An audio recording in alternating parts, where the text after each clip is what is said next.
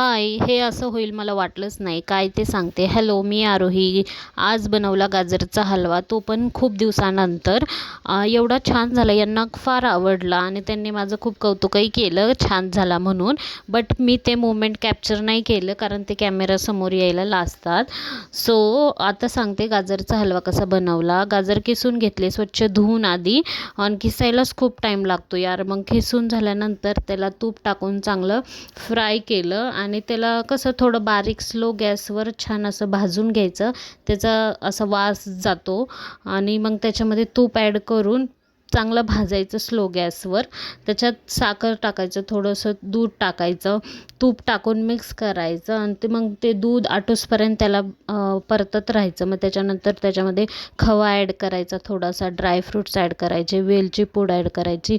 छान असं मिक्स करून घ्यायचं आणि स्लो गॅसवर त्याला परतत राहायचं. मग असा छान होतो ना गाजरचा हलवा.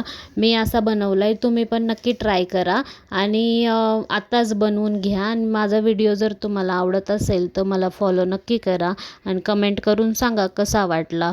Okay, bye.